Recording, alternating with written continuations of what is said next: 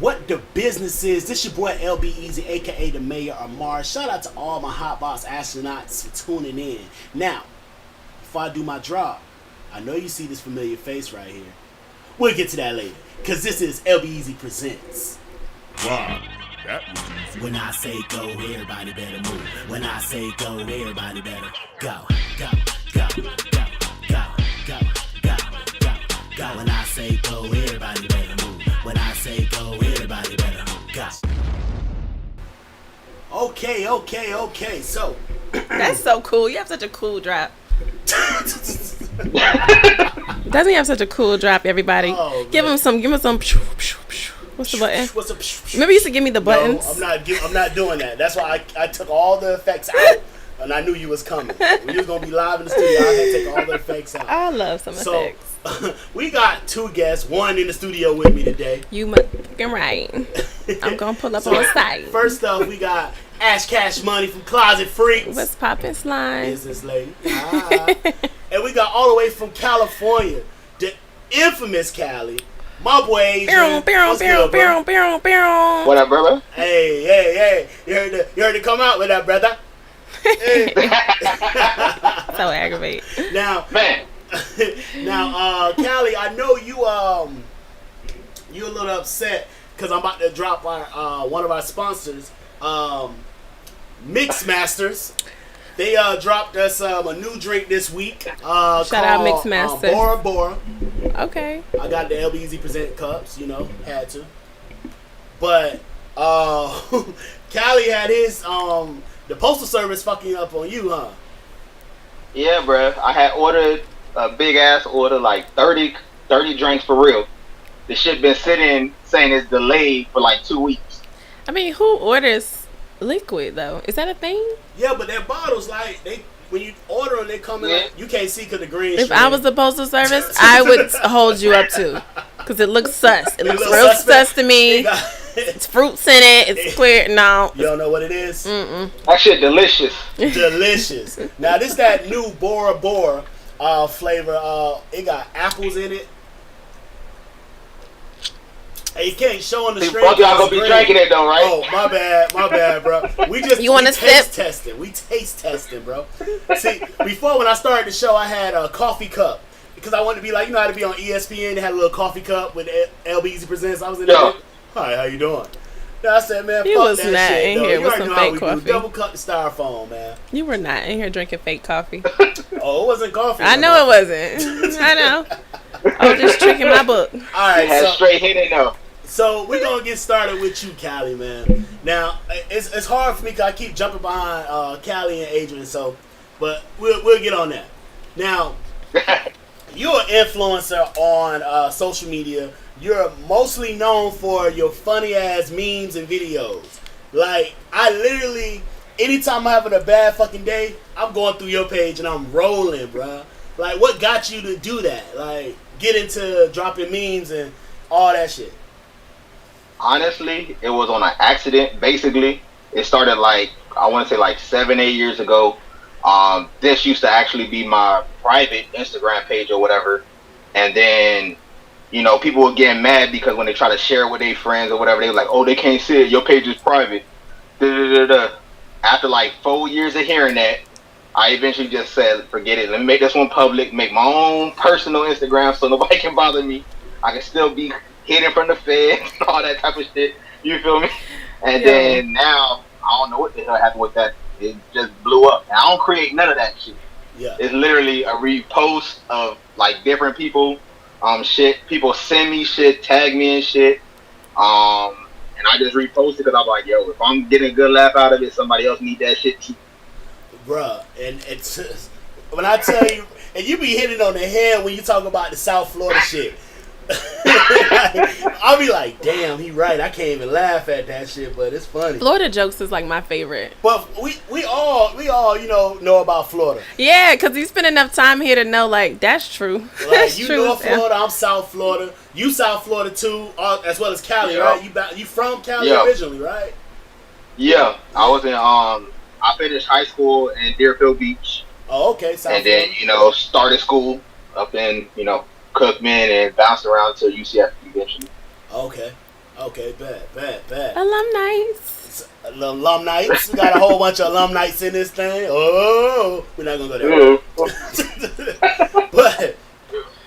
but yeah. So our next guest we have in here, as I stated, my partner in crime, FOMO. We've been hitting. I'm no guest. Like, I know Adrian for a minute, but we go back a few hustles. Okay. We the reason y'all got podcasts up in here. Just say that. That could be a nice argument because we definitely you put podcasts on. But that's a whole. We'll get to that. We got right here. We got Ash Cash Money. I'm not giving you no sound. I knew you wanted it. That's why I was like, I'm not gonna give her enough because she been hitting the button all day. Can I be my own hype man? Ash Cash Money, business mogul. Talk to me nice. The business. That's she make the move. You know. Nice. Right now, follow her store, Closet Freaks. That's the IG you see on Drip Dragon. We do all the drip. The stream right now. We're going to get into that because, Ash, correct me if I'm wrong, you have the first virtual fashion show? The first live virtual fashion show. Oh, shit. Tomorrow. Dope. It's virtual, though? It's virtual. It's virtual. It's a press show, so the only people in there will be press, but everyone else will watch online. I guess that count as press. I got a tag right over there. I can give you something to do. I'm in there like swimmer. You think I'm not finna creep in a whole bunch of models in there? You always trying to find your way through the back door. He know how I keep them. I'm in charge of not a motherfucking thing, but I'm in here. Let me be your manager. But yeah, tomorrow 7 p.m. Show starts at 7. We're going to be hosting the show on our website, which most of the big brands have been hosting their virtual show through Instagram. So we're going to do it straight from our site, bring people right into it, because our store is live anyway. So if you haven't ever shopped at our store, our live shopping experience is live. You watch the cameras while you shop online. So having cameras being in the store and being live is not a new thing for us, but a stream a show is definitely going to be different because we're inviting all these people to just watch it from our website. And the models and the guests will have on headphones, our silent headphones. Yeah, we have silent shopping as well. And the models will actually be walking to 2 different soundtracks so that the guests can toggle between what soundtrack they want to watch the show to. So I always have to add a layer of difficulty to everything that I'm doing. Definitely. You know. Like, Ash is known to hit me up like, LB, I got an idea. How can we make it work?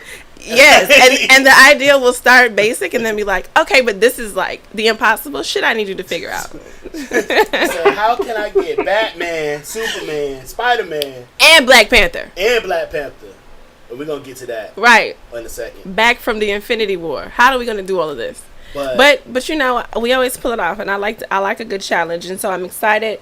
I'm excited about that show because no one's ever done it, and I love to do things that no one's ever doing.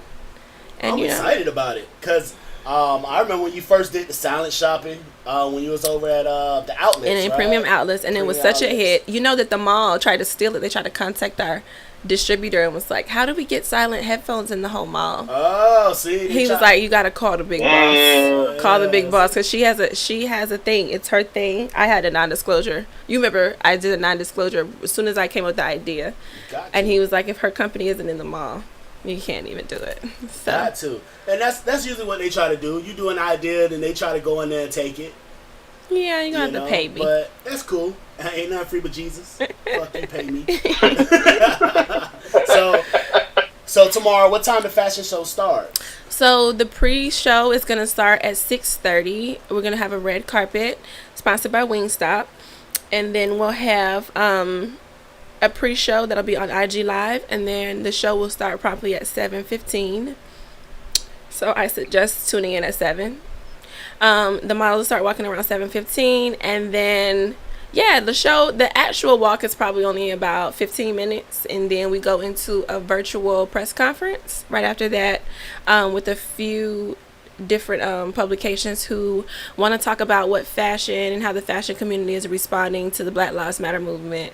And so I'm going to talk a little bit about the collection and about what we do and how sustainability in fashion is important right now. And yeah, just what our take is on, you know, the current state of the culture. So that should be pretty fun. And then the show will probably end about 8:30. And after that, it's off the camera. You won't know what we're up to.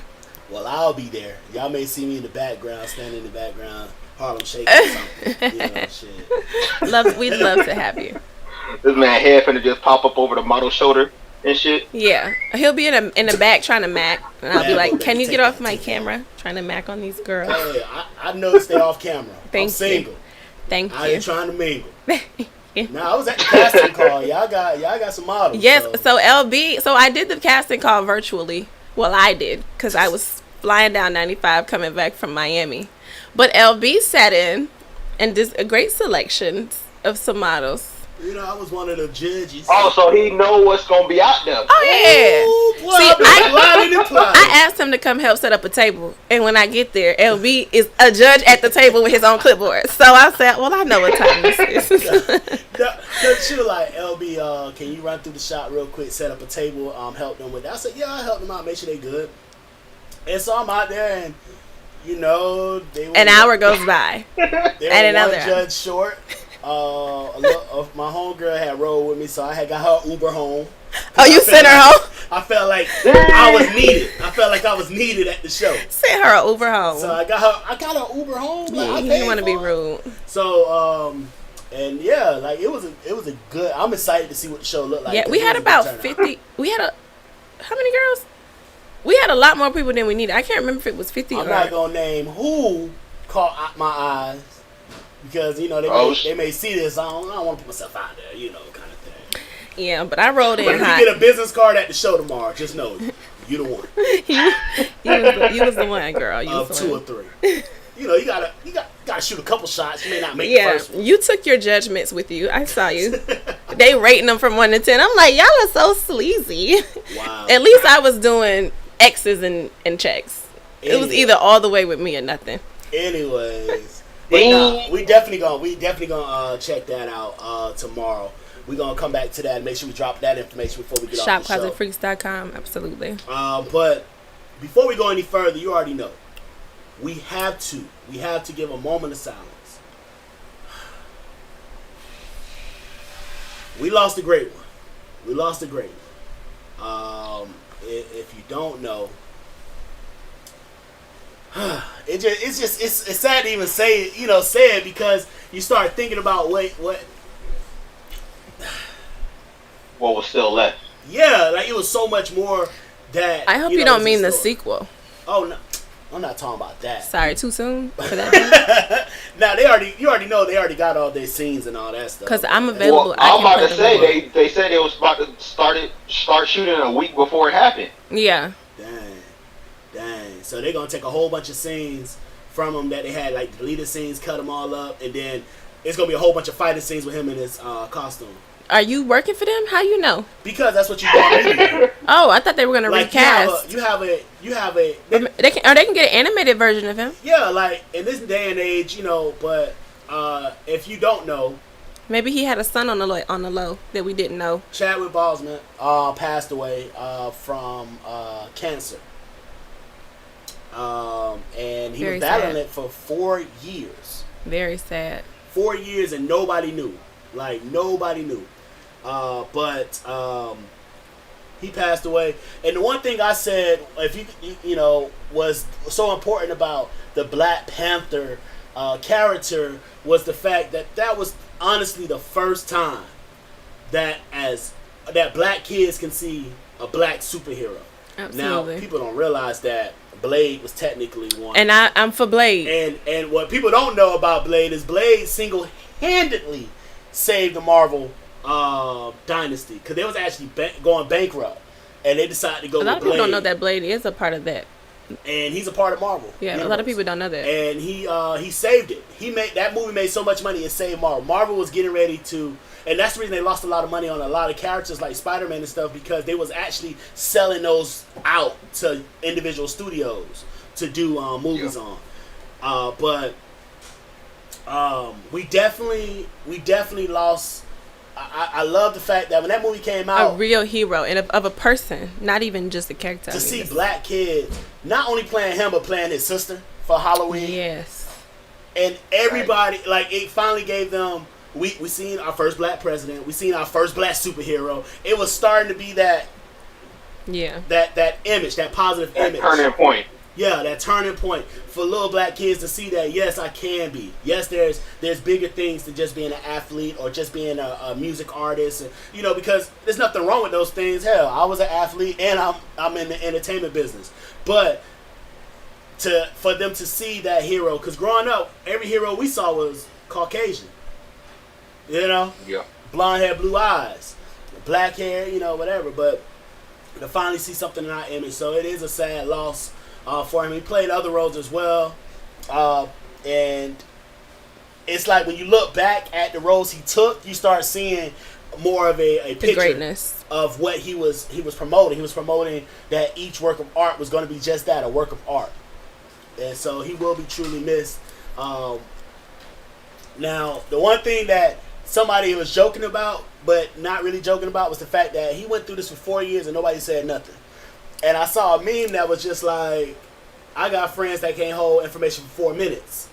They, you know, like for 4 years and nobody knew, you know, kind of thing. But it's definitely something that, you know, it brings a health awareness. You know, fellas, when you get to a certain age, you got to go get the checkups, you know. And nowadays, you got to start a little early. You got to start a little early because, you Real know, talk. in your 40s, don't, you know, late 30s. Bro. You know? Early 30s, bro. Yeah, because I did a checkup. I was sick, and I ended up getting a checkup when I was sick. Mm-hmm. And she was like, most people don't come into their 50s.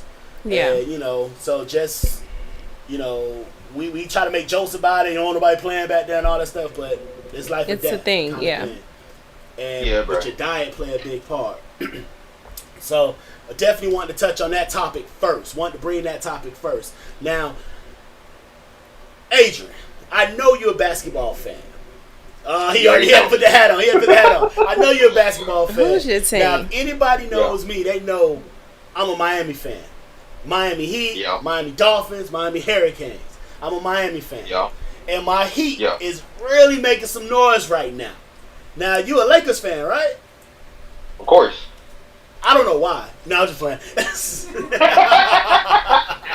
how you feel, bro? Ash Cash, I know you was a track star in college, but do you watch basketball? You into basketball? Come on. Who's your team? When's the last time you haven't seen me courtside? Oh, this is the pandemic. Courtside. My bad. My bad. Everybody I was courtside one time, and it wasn't on my dime. Promise. I miss basketball season. I miss the games. I miss going to the games. I like watching basketball on TV, but it's nothing like being at games. Yeah. I am a team hopper. You're a team I'll hopper. just be honest. Yeah. I have favorite players, and that's that. Where they are is who I'm going for. Okay, so then who are you siding with right now then? Well, that's I don't know who your players are. That's the problem. So my number one top favorite player of all time is Kevin Durant. Kevin Durant. Say something else. Get all that money, he don't got no brush. It's okay. My dog got a project it's okay. BDBs. Keep that. Growing up, that one kid with the BDBs, that you like, damn, you didn't. It's okay. That shit. He's gonna meet me and it's gonna be all taken care of, and then keep that same energy. Oh, he gonna meet you? Oh, my bad. My bad. Anyways, no, I really love KD's style of play. I love his athleticism. I love his turn up, turn on, turn. I love like all of his levels, and I do like that he is not a social media. Like I like his character. But I also am a big LeBron fan because I love his style of play and the way he commands the floor. But I also feel like he's a very big star, you know, and so I kind of balance between there. Obviously, I have other favorites. I really love AD as well. Prior to him actually coming to the Lakers, and my favorite. So basically, you picking the Lakers to win the finals, from what I'm hearing. Well, but I'm torn because half of me. So I had this argument with somebody where I was like, "This is really just a competition for a participation award, because we can't just say, yeah, I tried it. Damn. But I tried it. But we can't say without certain people not playing in the game that the best in the world is competing right now, or the best in the league even. So yeah, I would love to see. Let me sip before I talk shit. Okay, I would say this. I would love to see all the best who are playing right now go at it. Do I have a preference for who wins? No, because I feel like it'd still be a tarnishing win to that great player, because it's not a real, this is a different year. There was the people who are playing the best right now, we're talking about load management. They had like 4-5 months off. Like, these are people who wouldn't have made it in a regular season. So it's almost like this is a different style of an NBA season, and I just don't feel like we can compare it to the way you had to get rings before. I just can't say that. Well, my thing is this: as an athlete, and you're previous athlete as well. I'm not gonna take that from you because Yeah, because you kind of got 6 rings, like LeBron. Oh yeah, she got it. She the truth. We're gonna talk about how she a track star even when she fighting. We're gonna take it back to college days. Yeah. Anyways, that girl tried to run. You ran past the girl, got in front of her just to hit her. That's just disrespectful. This is how they tell the story. Like, it doesn't matter what type of season it is. Maybe not to the whoever's Hooper. in front of you, as long as you win, you win. A win is a win. Now, I get what you're saying, because we're dealing with that in football. I'm a big college football fan, so a lot of the college teams, conferences are not playing due to COVID. But some conferences are still playing. My conference is one of them. We're still playing. So then the conversation is, oh, well, if they win or go all the way, how do you determine them being a better team? Because they didn't have to play teams that's not playing. They didn't have to play the regular schedule. So I get what you're saying. Yeah, because if I'm going up to run against the top other racer to get the title for the fastest person, and that person gets hurt or doesn't show up, I may win under the circumstances. Yeah. But a time is a time, whether we ran that around other people or ran that one-on-one and with nobody watching. And if I didn't beat the best person or under all circumstances, then I'm just a winner under those circumstances. And until I go back in the ring for that fight or go up against the best of all circumstances, it's a participation award. I'm going to tell you straight up. When I fought professionally, when I played all the different sports I played, our win is a motherfucking win. If we got to run it back for somebody else, we can run it back. Yeah, if we got to say, okay, they got another win. But not to say the best in the best who could play under all the circumstances. My biggest thing is when, like right now, we're in the playoffs, right? We got, on the west side, everybody keeps saying the same thing. Oh, whoever's playing on the East Conference is basically playing to see who's going to play the Lakers. Like, it's what I'm hearing, but I'm not even 100 on that. Even yet. out here, more people pick the Clippers. That's what I was finna say. Like, I'm not even that 100 yet. That the Lakers have like we were in LA, so I mean, it is what it is. Well, we shall see. Now, if LeBron don't make it this year, the hairline is not hanging on too much longer. He needs some more. What that shit it called? Ain't hanging on now. I thought he got it implanted in. I thought it was all taken care of, and then he did He can't get that. He can't get that in COVID. Yeah. With because he did have it fixed, right? It was fixed. Beijing. That's what they call it, Beijing. No, he had it implanted where he had a full head of hair. He got Yes, he had got it done like Tory Lanez got it done. And then it's like maybe he did the pledge, and it was like, where did it go? Bring it back. So you have to keep getting it done. They had his ass. He was wearing a headband, and they started noticing his shit was lifting up. So he couldn't get his treatments during. So his treatments. And then during the COVID and the bubble, all they got is regular barbers. They don't got that. Oh, because I thought once you got it done, it was done. So you got to keep getting your treatment. Keep that thing going. Because he was saying that he was doing the national anthem bowing. I was like, damn. You saw when they put the art. Look at the back of his head though. The back. That's where you see he gotta let it go. I seen some crazy memes that he should just let it go. And then they had a Photoshop of him bald talking about just do it with Nike. Bro. I said, I can't stand the internet. Bro. But I'm going to do like, what is it, Kev on stage? He went and got the wig with the dreads and shit. He put a bandana on. It was like, y'all know it's fake, but shit, every time, Yeah, so Is this a thing? Men losing their hair? Like, give me the equivalent as of a woman. Like, what is the equivalent? Because men have become way like more in getting their teeth done. Like Gucci came out and made plastic surgery and getting your shit together a thing for men. And I want to understand. Like, I want to get veneers, but I just want to get veneers in the back. I'll still like my gap. Like, I want my gap still. It's personality. How? So getting your teeth and your face and your hair, like, what is this an equivalent to? So, like, you just want to look better? Like, why do men want to do this now? I think the hair thing is because we want options. Like, people like Callie, look at this nigga. His shit flowing wet and wavy and shit. You get me? So you want lace front options? I was there before. And no, what I did, the funny thing about me is I had hair, right? I had braids and all. I cut my shit off. You ain't need those. I said one day, you so fucking disrespectful. I'm gonna turn I need to get my cut. Nah, but so one day I had cut my shit off and I was trying to grow it back and I just hated that ugly phase. You know, because the first time was when I was a jit. So, you know, you go through ugly phase in middle school, early high school, this shit ain't nothing. But in college, I was like, nah, bro, too many people know me. I can't do this. So I say, I may go bald one day. Let me cut my hair and grow out my facial hair. Because at first, I couldn't get my beard. They see it. The girls see it. They see the beard oil and everything. I couldn't get my shit to connect for nothing. And then I started eating more vegetables. And there we go. Eating better.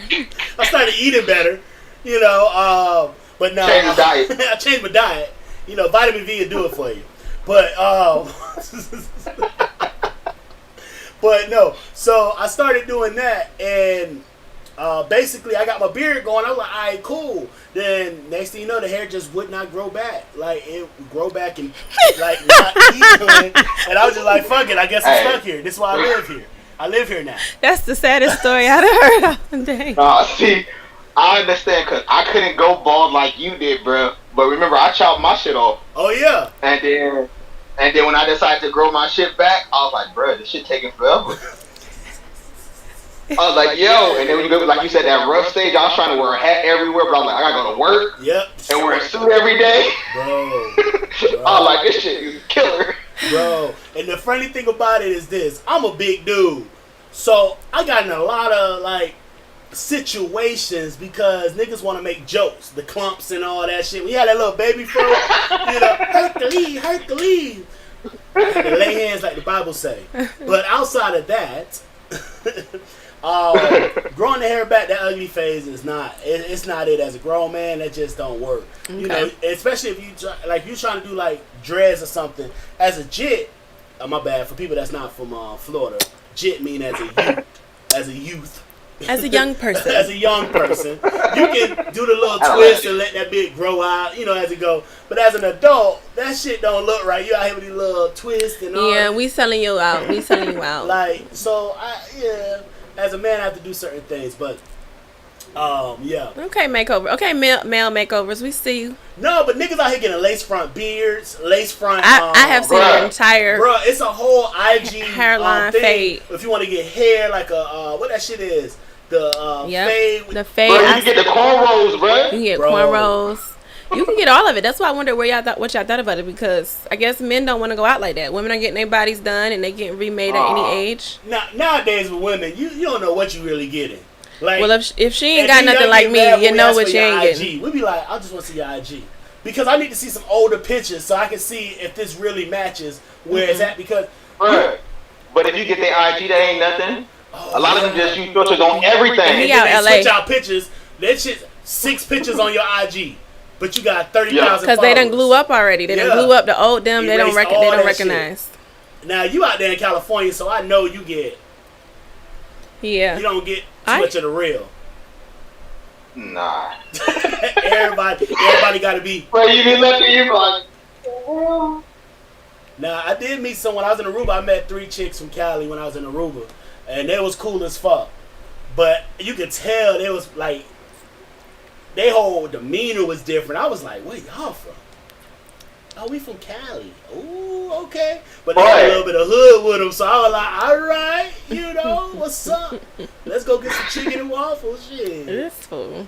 But what I will say is, I know everybody that came from like UCF and stuff, that's in California, I can say every female is natural. Everyone that came from UCF. Oh, they're natural. Yeah, they ain't flipped like everyone else. They ain't got the money. I heard it's expensive as shit to live out there. No, they don't got the money.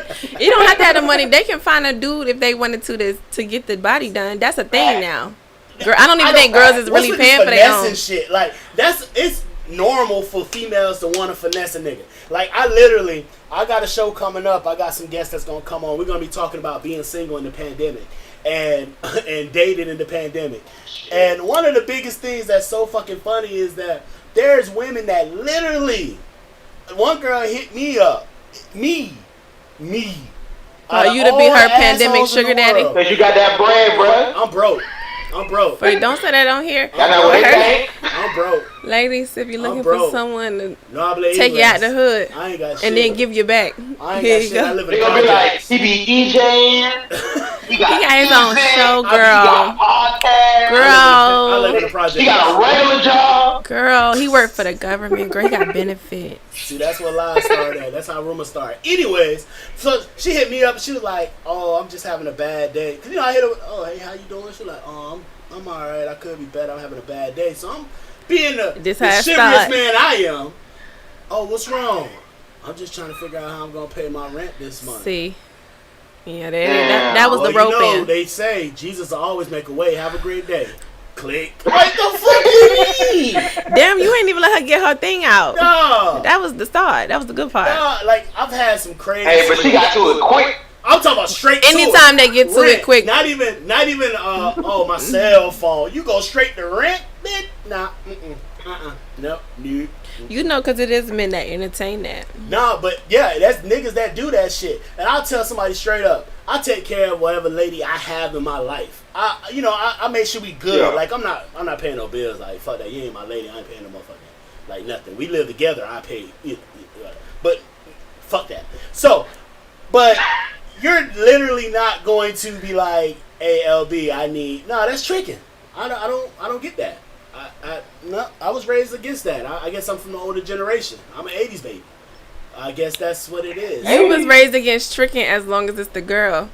If the dude is tricking, it's cool. Look at her. She's smiling. So Ash Cash. Yeah, turn the conversation because you don't really want to go. About this whole tricking thing. Oh, you know I'm not for it. I'm not for the girls. I'm not for the girls being weak and lazy. I hate OnlyFans. I almost hate dancing and strip. I hate anything lazy. No, I support the naked hustle. You do, because where you from. But as a woman, I feel like we have a lot we could be doing. And if I was a woman for a day, I'd be a stripper for 24 hours. I mean, I have clients and good friends and family members who dance, and I love the athleticism of what they do, but what because I know some girls who are like really athletic. I don't mean just twerking and being like, I mean swinging on poles, doing contests, like they're real gymnasts. I DJ'd for a strip aerobics class before. Yeah, I appreciate, but I mean as far as just like saying I need money and this is what I'm gonna be for a living, to me I just can't. It's a lazy profession to me. Just like laying on your back. It's a lazy profession to me. But I don't knock it because we all need our money. Now the one thing I'm mad about is everybody having a motherfucking OnlyFans. That shit there. And it's paying bills. Girls is really getting paid out here from OnlyFans. And so that lets you know that how the culture is changing. But, I mean. OnlyFans. But that shows you how dumb niggas is. Yeah, well, that's what I'm saying because I mean, just to see the shit she put on Instagram. Listen to Gunna and Lil Baby. They talk about nowadays to even date or even entertain women is to take women shopping and spend money on women without them even having to do nothing for it, just for the nature of communicating. So, a lot of women feel like, well, to entertain me is to spend money on me, just to entertain me. That's a thing. What's your thoughts on that, bro? He don't look like he's trying to entertain nothing. Straight up. But that's the old school. But just thinking, like, the thing that's so crazy is like, you see me with the bag, you automatically think you get the bag. No, you gotta earn everything over here. Now, any girl that have ever dated me know that if I got it, you got it. But just us vibing and shit like that, because you gotta earn to get into that spot. That's not something that we meet today and then automatically you my lady. No, boo boo. How she did in Get Out? No. No, you gotta earn that shit. But once you in there, you good. If I got it, you got it. You'll meet a chick today. Fact. She see you got a Louis bag on. She like, oh, what mine? At the stove. Bitch, the fuck? That's I for don't me. mean to say that, B-I-T-C-H. I don't know you like that. I just called you bitch because I don't know your names individually. But Where's mine? That's their favorite one. You did all that shit to get to where your bag in the first place. I ain't just finna give up my bag just like that. You gotta earn that. Especially, that's hard work. Especially you got. It was a song, I can't remember who the fuck. I think it's damn, I don't want to say his name wrong. TJ, Lil TJ. He say, paraphrasing. He knew he was on because battered chicks started being nice. You know, and it's funny because you'll notice when you on your down and When you out, start looking like money, girls nothing. pick But up when your you start scent. looking That's like how money, it is. feeling like money, I'm talking about is, hey, how you been? I haven't seen you in so long. Because money make you look better. Let's just be honest. That's for But anybody. it's like, bruh, if the money come and go. That's why I say I want to meet my future wife now. Because once I get, because I'm good now. I'm Gucci. Well, what if she have a bag when you? Why can't you just meet someone with a bag? I would love to meet somebody with a bag, but I'm not saying that you have to have a bag for us to say hello. You could be on your hustle, your grind to get where you want to go. So you date potential. I date potential. Long as you have a drive. Now I know you not dating potential. Ash can say, we need to see the bank account, the credit. I ain't on that, but I do. You know. No, I get what you. I'm in a very dude, different situation. As a dude, it's a lot different because a dude, you're considered to be. You have to be a provider. You have to be at a certain. You know, it's very rarely that a girl is going to say, I'm at this level, unless she just want to spoil you or she wants a little sugar baby or whatever. Because you get some women that's like that. Trust me, I know one. Let me pay your bills, babe. But that just definitely want to, you know, they want you for what they want you for, and then they're going to spend a little bad. But for the most part, the dude is supposed to be the provider, the protector, you know, and you know, that's why I think it's different. Now, a woman saying, I want a successful man, I don't see nothing wrong with that. When I say successful, just meaning he's already in motion. I think that's the norm. You know, now saying that he has to have a certain bank account amount, that's something that's between you and your Jesus. Cause okay, do you believe in a woman sharing with what a man is making? Like, not like if you're making money or whatever, and you're dating somebody who's potentially a wife. Does she see your accounts, or is that your stuff? Oh no! Once I get to a certain point, we Gucci. Now, one thing I always said when I get married, we're gonna have our account. Right. So we have our account, but like, do we have our account and you still got shit I can't see? No. We're gonna have separate accounts, but those spending accounts. You can still see it and all that stuff, but that's the money I can spend freely. I'm only doing what I've seen other people do. Because I've never been married. That work? Yeah, that work. They have their account that goes, these are the bills. This is our savings for trips and rainy day, for trips and shit. This is our rainy day account. And then these are our own individual spending accounts. So for her spending account, we do an allotment saying, all right, you get $1,000 a week or whatever. I get $1,000 a week. Now I can do whatever I want to do with that money. But I can't touch the bill money. I can't touch the saving money. I can't touch that without us coming together and saying this is what we're doing as a team. Because I know men who don't want their women seeing all of their money. They just feel like it's a restriction on their freedom, married or not. Once we get married, and I don't want to be in that type of relationship. That's us. Now, with that said, signing a prenup? Are you signing? Now, with that said, because I don't trust these bitches. I heavily believe in you have this lifestyle because you're with me. That's one. But what if she not? What if she got her own money? Decide, no. That's why. Let me get to that. Okay. So if I come in and I meet somebody that she's old money, or she got her own money, and I got my money, if we decide to separate, I have whatever. We have what we have because we're together. Once we separate, yours is yours, mine is mine. And I gotta respect that. I have no problem with meeting someone that's already in her grind and she said, all right, I don't want a prenup. All right, cool. You fucking right, I want a prenup. And I'm the same way. If you're not there when I'm grinding, and it's too late. I'm already in my rotation. So you missed that time to get in without having to sign shit. I'm sorry. You missed that shit. Now, we have kids, of course. I'm going to make sure, my kids good. And, I don't want them going from a big house to the projects when they go to your house. No, I'm going to make sure you good. You the mother of my children. You taking care of the kids, too. You keeping them in the but prenup. I'm trying to keep the kids over here. But how you feel about that, bro? You good with prenups?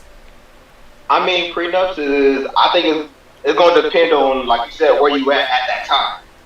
You feel me? Like, I just hate if I'm like, all right, for instance, where I'm at right now, I ain't too tripping about no prenup. You feel me? Where I'm at right now. But you say 4-5 years down the line, it's a where prenup. I might be at that time, if you wasn't here now, I can't guarantee nothing unless, I see that they kind of on the same level maybe. You feel me? If they like on the same level type of situation, then then I might not even trip about the prenup if you're on the same level. If we both got something to lose. Because, but if I'm the only one with something to lose, then It's you know what I'm saying? Then you get it is what it is. And my next my next statement ain't to knock nobody, because everybody out here grinding making their shit. Pre-warning. But He's about to knock you. No, but if we get together and you just happen to be making minimum wage at that time, then you got to understand that you're living a lifestyle based off my income, based off my grind. So if you decide that you want to leave, that's great. You can leave, but you don't get to take my lifestyle and my work with you because you decided to leave. I just don't believe in it. We talking about that spousal support. Yeah, like they be quick to say, I want not for the kids, but spousal support to live the same life. No, boo, boo, boo, boo. You want to go, you can go, but the money stays. Like right here. But you say go, you can go. What if the situation is you want to leave her? You find another something younger, now and you want to slide on her? That's different. If I want to leave, then yeah, I'm breaking up our happy home. I'm deciding to break off. You deserve whatever. You deserve that cut. You get me? And I think each prenup, like I heard some people have, after 5 years you get this percentage. After 10 years you get this percentage. Because or if you cheat, then if you cheat, then you don't get nothing. If I cheat, you get a percentage of, whatever it is. But you have to have those conversations. I don't think those conversations should be out the window. And I think it works both ways. I know a lot of boss females. You get me? You're one of them. Right. So I know for a fact that when you're meeting somebody of that caliber, that's a conversation, but that's a conversation you have to have. Now, then again, being business minded, we kind of understand that. But somebody off the street, somebody that haven't thought about that, thinks, what's mine is yours, what's yours is mine, and I'm not going to leave you. If you're not going to leave me, then sign this paper then. You don't need to worry about this paper. Sign right here. Sign on the dotted line. You're going to be here forever, then the paper don't mean shit. You're going to be here forever. But this is a just in case. We've all been in situations where we was in love with the person and the person was in love with us, and then one day the love just ended. If it's ended, my bank account not finna end. No, it's nothing. It's nothing that we can't discuss. We got to talk about that prenup first. Absolutely. Number one situation outside of sex for relationship issues is financial. Yeah, well, because that's the only point of getting married, isn't it? Marriage is the business made of for it all. Financial. That's a whole nother show. See, that's how I know you know what you're talking about. Marriage was made for business purposes. Otherwise, I could just date whoever for the rest of my life. That's a whole nother show. That's why you get all these people that they date for 30 years. See, niggas, we do that shit on accident. Uncle Roof has been dating Auntie Pearl for 45 years. They common law marriage. But it wasn't for financial. It was just simply because Uncle Roof companionship. Right. Companionship is the point. Alright. Oh, man, my bad. So, did y'all see the Brandy Monica versus? I didn't. I meant to watch it while we were preparing for this show. See, I saw the memes. You see the memes. I've seen part of it. I won't lie to you. I'm sure it was good, but it's just like the Jill Scott, Erykah Badu verses. Certain verses I'm not going to sit through. It's not my vibe. Did you feel like it was worth sitting through? Okay. Wait. Erykah Badu and Jill Scott, they are great artists. Very talented artists. You can't commend them enough for the talent they have. That's just not my vibe to sit there and listen to. Brandy and Monica. I think they have some great hits. They're talented artists. They're legends on the R&B game. That 90 R&B, you can't talk about 90s R&B, which is a great genre of R&B, a great era, without bringing their names up. However, that's not my vibe to sit down for a whole versus to listen And to. listen to it. Maybe a couple jams on that bitch.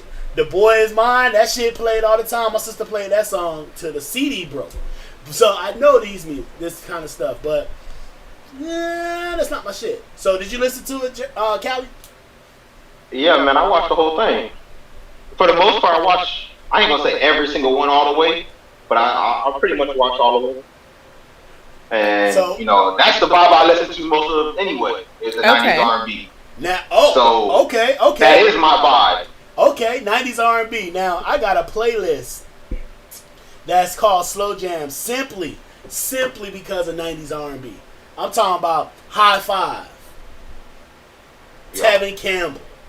You get me? I'm about to put you on live just to let you know. Shy. Like, 90s R&B. Bruh, you ain't even going, like, deep, though. You going to, like, the big names. Oh! You ain't going to, like, Men at Large and Woo! stuff that's, like, more older. You feel me? Ooh, bro. Now, and that's the thing that people fail to realize is that when you, ladies, I tell every lady, they get in the car with me, they be like, why you playing slow jams and shit? 90s R&B is the shit, bruh. That shit, bro, Yeah. I'll ride through, I don't give a fuck. I'll be in a Chevy, riding through, Bruh. listening to some. I don't even listen to the radio. I got a jump drive in my car with just nothing but, like, 90s, maybe early 2000s. Couple of late 80s. You gotta have those playlists. You Let me listen 70s. to the radio. Let me go. Y'all to don't listen to the radio? Man, fuck that. Almost never. He Almost said never. You know, like maybe 5% of the time I listen to the radio. 90s and early 2000 R&B. That's the Yeah. shit that we'll fuck with. I still rock that Where I Want to Be Darnell Jones. Yeah. That shit, Just Kicking It, Escape. Jodeci. Facts. Oh, I was trying to Eric figure out the Benet. camera. Usher. Brian Right. the Knight. I'm just going Right. through this bitch easy. Hey, everybody want to talk shit, but Tyrese, Sweet Lady, that shit was banging back in the Man. Sweet Lady. What? That shit Won't banging. you be mine? Drew Hill. Joe. Facts. 112. Side note, What? since you brought up Drew Hill and then now you got to 112, I'm tired of the damn R&B groups breaking up. Bruh. All this drama and shit. They're replacing He with said members that break don't sing and shit. Yeah, it's new members in the group. Nah, you was Drew Hill this way, you was Jodeci this way, you were 112 this way, But it's crazy because like 112. I was watching an interview with Slim. Slim not Slim no more. Slim look like me. You need to change your name. You can't be Slim no more. You're not the S, the L, the I, the M. That's not you no more. The The disrespect. T, the H, the I, C-K. Like, nigga, you're a husky though, man. Like, tighten up. But 90s R&B, that's a go. If you get in the car with me, it's gonna be that, or it's gonna be something. I may play some shit like the internet. I'll be on a different vibe because I DJ, so all the time I'm DJing, I always gotta play the shit, the new shit and all that. Man, bruh, I got a playlist that I put on that most of that shit didn't come out in the last 10 years. Bruh, no lie, the only shit that I play inside of my car, really outside of, I'd say, like 90s and 2000s R&B, is Florida shit, because they don't play none of that shit out here. Oh, So 90s, 2000s, and Florida music is the wave. That's what it is right now. that honestly, Florida music. No, I won't lie to you. Every time I DJ out the state, I literally get hired to play the Florida music. Like they're like, "Hey, we want that South Florida shit." Yo. Like, da-da-da. And I was in Memphis, and all right, this is my first time DJing in Memphis, and they didn't tell me that in Memphis, even the females are niggas. Like I'm talking about them motherfuckers want to hear Boosie. They want to hear. Yeah. So I'm like, I'm in that bitch. I'm like, all right, I'm finna get the ladies moving. I'm playing that dead kind of shit. They don't know none of the dances. So I'm like, all right.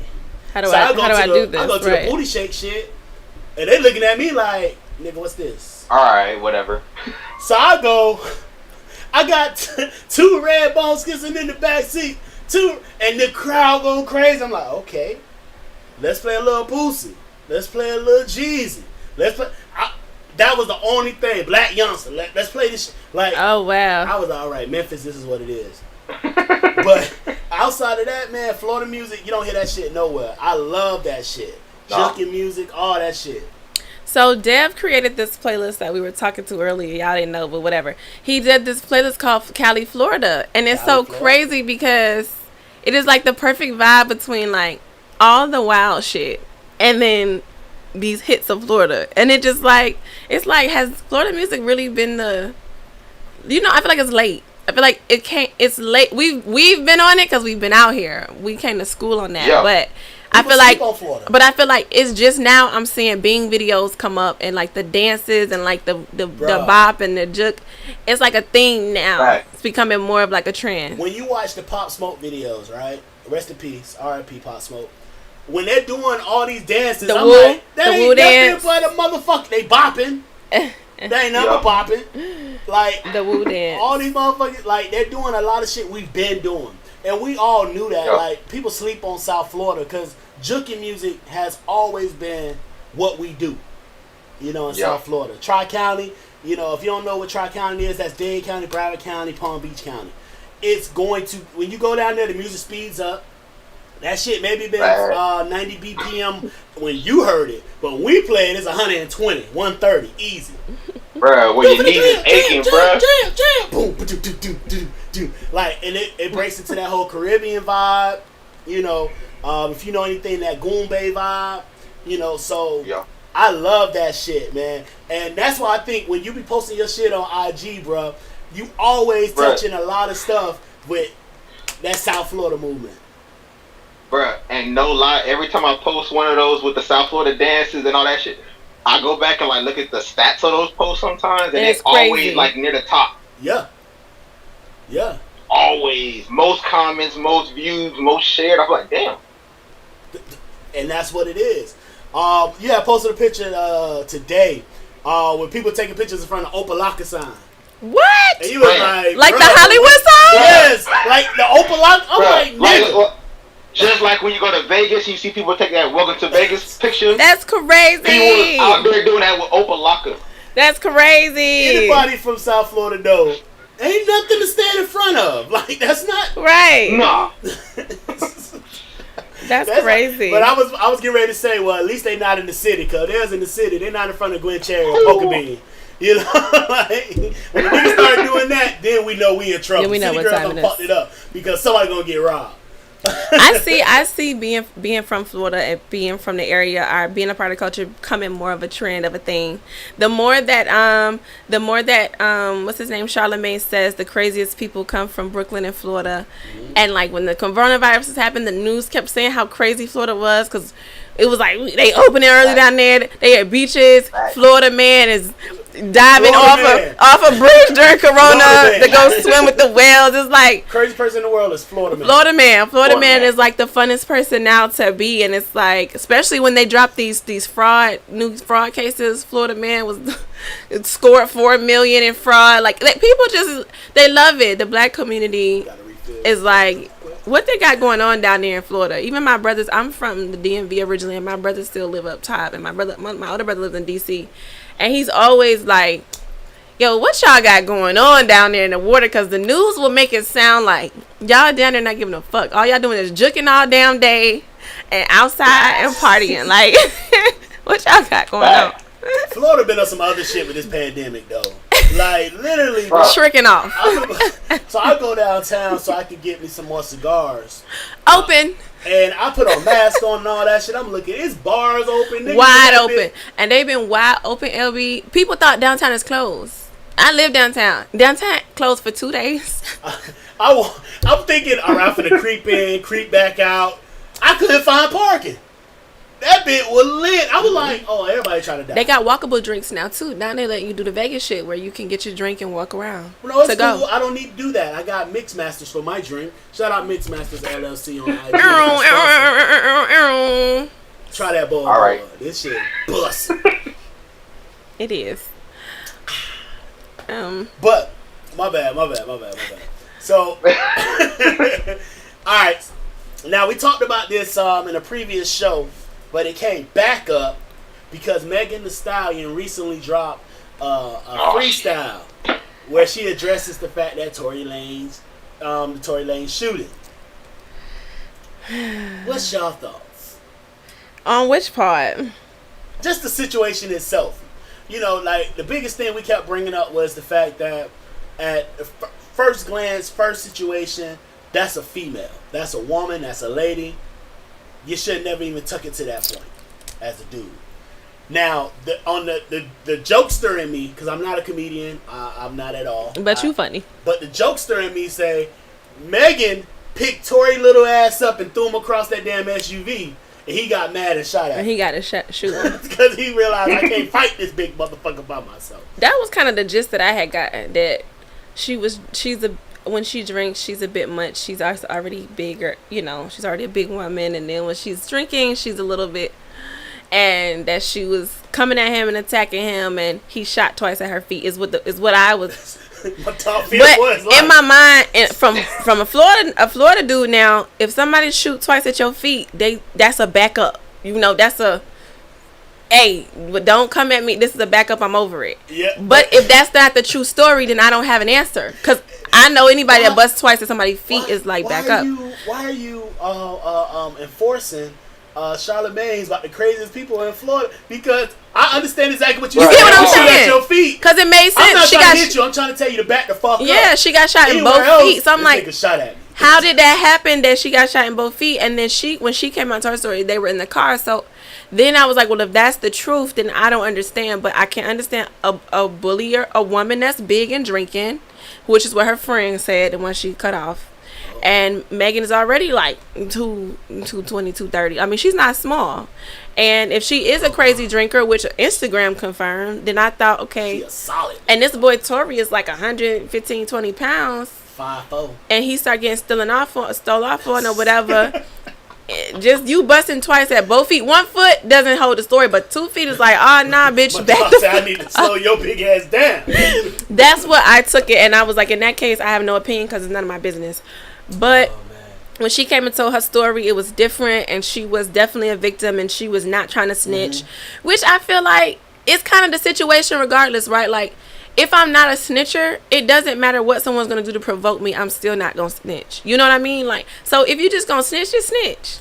Now, just say it up front. Now, the one thing we talked about when we were saying the whole snitch thing is because one thing I said was, if you live in that life, if you saying you're about that life, you live that life, then it don't matter what the situation is. That's what I'm saying. You can't be provoked into snitching then. But at that point. I've never seen Megan ever say anything about her being about that life. Now, she's about that finesse life. She's about that. Did you see her live when she said that she was saving him? Like, I've been saving you this whole time, and since your publicist won't speak, and she got mad because the public was dragging her.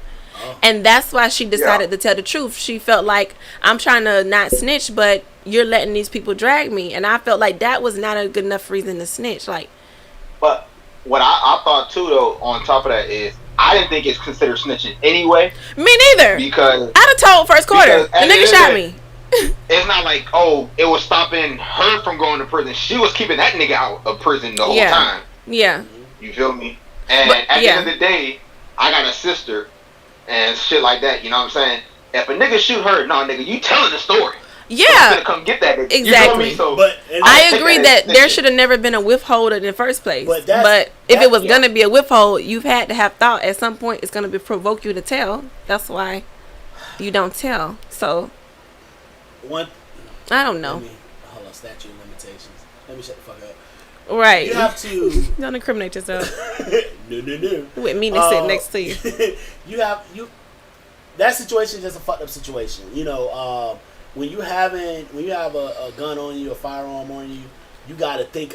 You have to think not twice but 3 times, because all it takes is that bitch going off and there's a charge somewhere. You know, you can end up with a charge, especially what there was in New York, right? Oh, I hope not. I think it was in New York. New York is a no carry. New York, that's a felony just to have. Just a no carry, yeah. It's a no carry state. I hate being on tour through New York. I hate that shit. But okay, if someone's in a car and you know somebody has a weapon, first of all, I'm not even getting in the car with you. Don't try. But also, I'm not stealing off for you or getting into any conversation. Again, this is my side. I don't know what's true. I don't have enough facts. Yeah, and I don't know. Every story has your side, my side. So many different sides. So that's why I said I feel like at this point it's none of my business or anybody's business to say. But if it's a situation like that and I'm dealing with you and you got a weapon, I just got to think differently too about dealing with you because you got a weapon. So if I'm stealing off on you or whatever I'm doing with you, like, this nigga got a weapon, he could shoot me. Now maybe I make not just like I'm sitting next to you, right?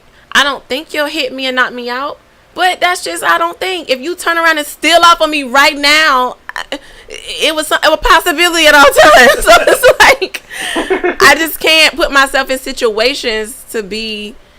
Cause we don't know what was said. Exactly. We don't know what led up to it. It's a fucked up situation. Because like I always tell when everybody asks me this question, because you know that's always LB, how you feel about Boom Boom? Are you canceling him? Are you playing his music still and all that stuff? Canceling him. Say, honestly, he fucked himself up so bad. Honestly, because he had hits, he was rolling out hits, and now he about to deal with a whole legal situation that a lot of that money finna be taken out because he's trying to get his shit situated. And then once all this shit over, most likely they're gonna deport his ass too. He's from Canada, right? Yeah, he's from Canada. I think that he's handling it the right way, and I may get shot at for saying that, but I just think him minding his, not speaking publicly and not going on live and crying and being drunk and all that, like that breeds young and a mess. That's what that breeded to me. That breeded. But also that limits how much evidence. Anybody that ever been in a trial or a part of a trial realize you don't want too much out there. For them to be able to say, see, he don't have remorse, or see, he claimed this, or see, he did that. It's better to do nothing at all. And go missing and deal with it with your lawyer and your publicist. So for her trying to provoke him to come out of the shadows, I felt like, girl, you haven't been in the industry long enough. If you think this man isn't doing it the right way by trying to stay in the shadows, I mean, I wouldn't come out on Instagram. Instagram don't owe me nothing. They're not gonna get him out of jail. So why would I tell Instagram anything? Now, you got brothers. Yes. We got sisters. So we already know. I know your sister. So I know you. Something happened to your sister, you on the way. Something happened to my sister, I'm on the way. I tell niggas quick, that's the quickest way to go missing. And I'm quite sure I met one of your brothers. I only got brothers. So and I'm the youngest. So something happened to Ash, they on the way. You know, so that's just a situation that, you know, I don't know, man. I'm really upset that the situation even happened. Because they both on their grind, they both out here making music, making money, and anybody that knows business know you got to get that money when it's coming, because it can stop. So when that shit coming, and now you hit something that stops money, that at least slows it down at the most part. Yeah. Well, not even just that, the climate they did it in. It's not like they did this like 2 years ago or whatever. With all the shit we dealing with right now as a race, you know what I'm saying? Everything we do, they try to bring it back to black on black anyway. Try to clap, use that to invalidate anything that's going on anyway. So then now you got two of the biggest music stars in the game right now doing some shit like that. All it is helping back up whatever the fuck bullshit they try to talk about. Yeah, because they spun the conversation into we need to protect our black women because black women, let's normalize protecting black women instead of making them victims. And I was like, I don't know if is that what really happened? Like, are we really, like, that was the conversation that came out of it. But I think that goes right back to the, how can I put it? The idea that goes back to divide and conquer. Because we've been seeing finally a collective movement of Black Lives Matter. A collective movement. And even on that, we still got some motherfuckers. Yeah, we still got some motherfuckers. And all that shit, too. We still got some house niggas. But, shit, fuck it. This my show. You mad at me? Real shit. We still got some house niggas. That's not with the... You got to realize that I had the privilege of growing up and being in two different environments. I'm born in Liberty City, North Shore Hospital. Was raised in South Dade. Moved up to the city. Moved to the burbs. So I got to see, when I went from Miami Northwestern to Flanagan High School, I saw the difference in a hood school and a white school. Now Flanagan, that's not so much of a white school. Everybody moved from Miami to Pembroke Pines now. But I remember being surprised, like, damn, hold up, they got more access. That's a whole nother story. Anyway, but the one thing that I get upset about is people that are in a certain environment, a certain class, a certain tax bracket, exclude themselves from the struggle that happens. Because at the end of the day, you still black in the eyes of some people. I remember a lot of my stories with the police were situations when I was in the suburbs. When my mom moved out of the hood to get us into a place where we can live. That's where a lot of my situations came from with interactions with the cops. Facts. Sadly, Facts. it was when I was no longer doing the shit I was doing before. It was when I was innocently coming out of a youth service for church, or I was innocently coming from a friend's home, and I was pulled out my car, searched, handcuffed. You get me? Facts. So I hate when I hear people that say, well, you know, you just need to do this, to do that. And I tell people all the time, you have to understand the conversation we have as kids. We don't go outside, play, have a good time. No, we have go outside, play, don't talk to strangers, and if you see a cop, do anything they say, make it home. We can fight them in court. Right. We can't beat them there. I want to make sure you come home. Well, we need to get them motherfuckers out of play. And I know cops. I know some cops. I'm friends with some police officers that are great people, that are great officers, and you know it's always gonna be bad bunches in there. But we need to revamp this fucking system to get them bad apples out. Because at this point in time, this shit need to be said. Now that's another thing that brings us to my next thing I want to bring up about you, bro. You put a lot of funny shit up there, but I noticed that you always use your platform to always speak the message. With the Breonna Taylor situation, with the whole Black Lives Matter movement, you have always used your platform to continuously. You're not just simply putting funny shit out there, and I commend you on that. Appreciate it. You know, a lot of other people don't feel that way. A lot of the followers don't feel that way.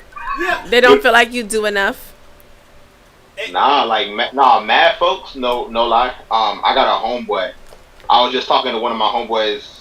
I think we were messaging back and forth today while I was working, because this dude I known for like 17 years, and he Jamaican, and he got some white in his family or whatever. He from Connecticut area or whatever, but I knew him in Deerfield. He used to take me to my girl house in high school and give me a ride because he was older. Okay. And shit like that, and he got me a job, when I was in college and everything. And he one of the biggest ones on my shit. Every time there's something about Black Lives Matter, oh, that's racist, bruh. Like, and then he like one of the biggest Trump supporters, and I'm like, bruh, I know you 17 years, nigga. You looking like this now, bruh? Like, every time I post something, like, positive about blacks or anything about the bullshit about the shootings or whatever the case is, this nigga go in. Like, he going in talking about, oh, Buddy was, the 17-year-old was justified in doing what he was doing because he was trying to save the community. I'm like, nigga, you one of us. But that's what I'm saying. Right, that's what my question is.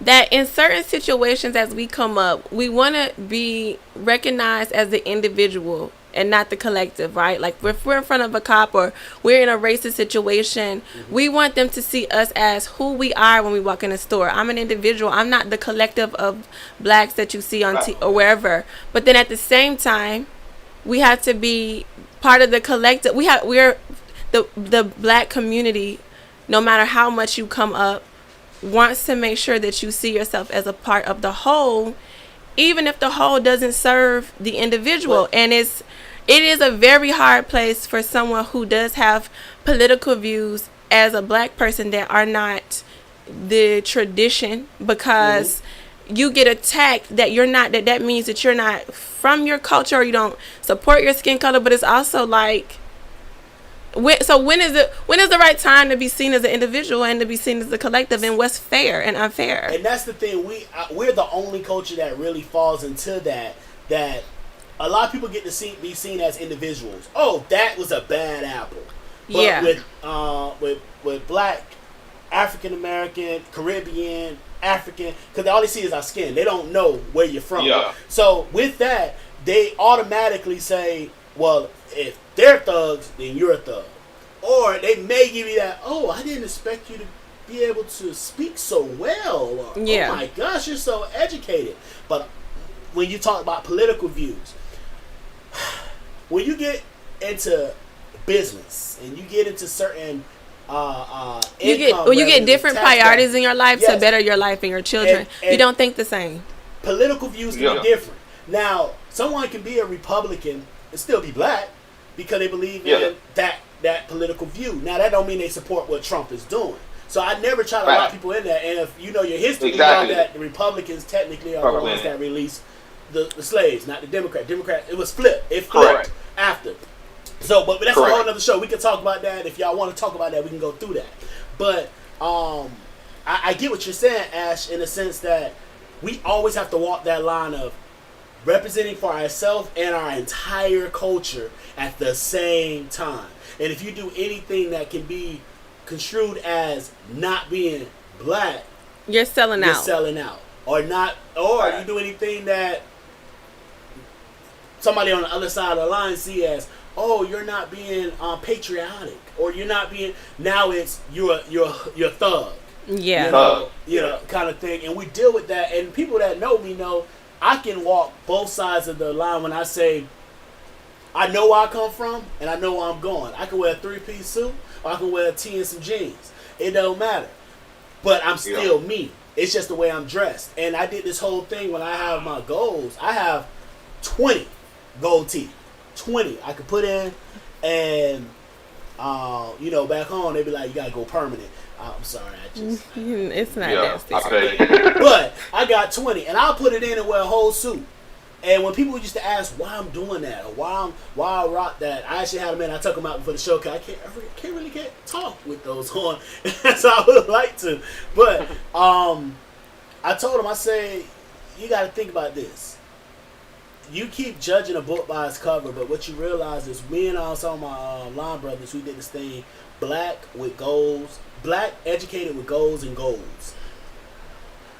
I have a great job in a great field, a great career, but also I do so much more. Mm-hmm. But when you see those goals, you see that. Another one of my line brothers, he works with underprivileged youth. He worked with Lockheed Martin. Mm-hmm. Mouthful of goals. My other line brother he gets paid to travel the country to teach African American history. He's a professor at a university. Mouthful of goals. So when you see us, you'll see and be like, oh, there's some thugs, that is that and that. No, we educated. We all got multiple degrees. We all out here running businesses. We're all out here getting paid to educate people on certain fields. And it's just to change the narrative of, oh, that's a thug, that's a hoodlum, that's a this, that's a that. Just meet the person, have a conversation. Yeah. You know, I purposely don't tell people everything I do when I first meet. I want you to be like, oh, you did that? Oh, you do that? Oh, you know this? I had my first degree before I was 20. Yeah. But when you see me or you hear where I'm from or what I've been through, you automatically think, oh, he's nothing but a drug dealer. He's nothing but this. I got 6 at the bottom in my purse. See? You keep a set on me. Did you have a girl at some time? Nah, not me, bro. Not you. I ain't never had no girl. I could have sworn when you was in your bullet five bullet days, you know.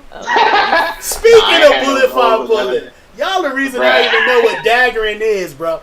All right, so we finna go there. It was a house party. Oh shit, we doing it? Fuck that shit. She put her grill in it. It's been a while, so it's a little goals with goals. Goals with goals, baby. I like to put the rest in, but anyways. And we push them down. Fit them all. Yeah, all right. Check. We good. Anyway, I was DJing a party, a house party y'all had at that house y'all had over there by the school, by university, off Hickory Cove. Yeah. Hickory Cove. Yeah. So y'all was a part of the squad, Bullet 5 Bullet. Y'all used to be at every doing y'all dances, all that shit. Y'all had this party. When this was? This was a while back. I'm talking this was before my time. 09, 08, 09. early 2010, about there. So, a dude, I'm DJing, and a dude, I don't know who it was. It was somebody. I think it was AJ. That's his name. AJ. I think his name. Probably. Anyway. Wait, what did he do? All right, he jumped off the speaker. That was Dave, nigga. Dave. All right, so Dave, my bad. So all I know is somebody tapped me and said, "LB, do you mind me stepping on the speaker?" I say, "Nah, you good." I'm thinking, like, my pop's family is from the Bahamas, but I was raised black, so I didn't really get into the Caribbean vibes until college. The most I knew about the Bahamas was conch. Same. And that's because we was in South Florida. Conch was what we ate in Miami. But anyway, so I was like, yeah, you can stand on the speaker. And so I'm putting two and two together because I see the crowd moves out. Oh, this boy was going to And this girl is laid on the floor, spread eagle. With her legs up, yeah. And I'm looking at her, and I'm looking at him. You're trying to put two and two together. I'm like, wait. How is this going to happen? And next thing you know, this nigga is jumping off of the speaker. Yeah. And straight. Oh! The most epic shit you've After seen. that shit, my life has been changed ever since. Daggering, that was my first time seeing that shit. I had a lot of firsts with y'all. These motherfuckers, somebody got their chain stolen or something at their party. And one of my pro fights checked every car leaving that motherfucker until they found who had the chain. Somebody I remember that. Yep. Somebody started shooting. Everybody jumped over the back wall. What? Like we had some experiences at that motherfucker. How did y'all not get evicted out that motherfucking house? Bruh, I'm gonna tell you, we had the best setup possible, bruh. No lie. So our neighbors was cops. So one worked for Orange County, Okay. one worked for UCF, and then one worked for Seminole, and then one of their wives worked, I don't remember which county or whatever, but she worked in the area too for the police. Uh-huh. So they were our neighbors, and they were cool as shit. And like if there were calls or complaints and shit, they were like, nah, they straight, ain't nothing going on crazy. And then we would keep going. No, So y'all had the plug next door. So y'all was Gucci. man, we was good. And then we was in that corner too, so like the other neighbor wasn't really right there. Yeah, because you had that corner section. Yeah, so it was like a whole bunch of like space to enjoy. Just know house placement is the thing in college. Like the most epic places. First off, you got a house. Right. You are automatically. You won. I've had houses in college, and my house is always bang. I'm talking about always. Now, we talking about parties, and I know Ash Cash don't think I'm finna let her slide without talking about them epic parties she had at her early stores for Closet Freaks. That she had a warehouse, right? She had two little spots over there for Foresight. Mm-hmm. One of them was like a little back door. She pulled up the back little loading roll-up dock. gate. Man, that bitch was so hot in that motherfucker, but that bitch was packed. I don't know why when we were in college we didn't think about like getting commercial spaces. Nobody. We just weren't. We weren't on that. Like we were just doing houses. She had that shit and ran it. Now, that's not even the craziest one. The craziest one she got is large space. It was air conditioned too. It was AC'd, all that shit. 2 doors. She brought in Oso City. Somebody bought me a stage for that. I had a stage in there. All that shit. That bitch was so packed. I'm standing outside. A nigga fainted and fell out the door. They drug his ass out. That nigga fainted and fell out the door. And all we did was drag his ass to the parking lot, let him lay down on the ground and breathe it off. Like, it was too packed for niggas to get in that bitch. All those parties. People still call me to this day about booking that warehouse. To this day, the craziest shit was I'm walking down the back alley and everybody got somebody laid out in their back seat throwing up. Like that whole. I'm surprised we didn't get fined, arrested for the shit that I was handling my business. Shit, At that my point. house parties, boy. I used to go to the Hey, I remember your shits too, bro. walls fall off. I done had the cops come to my house like, all right, this is the last time we coming, and I smell marijuana. I know everything that's going on in there. You can either have people leave now, or we can search everybody as they walk out. I was like, well, shit, you won't be searching me. So, no. I ain't walking out. We used to have that thing jumping. But in college, that's all it was. House parties, because especially before we was 21, we couldn't really go to the club like that. Or we can go to the club, but we couldn't buy liquor like that. And yeah, they put them X's. The big ass X on your hands. This Bro, is me. I learned. This is what I used to do. Roxy's. Roxy's used to have the same wristband every week. They surely did. They was So so I dope. used to get one wristband at the end of the night. And all I do is every time I go to Roxy's, I'll go. Put that thing I'll put on. lotion on my hand right before we go to walk in the door. So when they put that X, I go in the bathroom, wipe that bitch off. I have a Band-Aid in my pocket. I put the wristband on and put a Band-Aid to hold that bitch.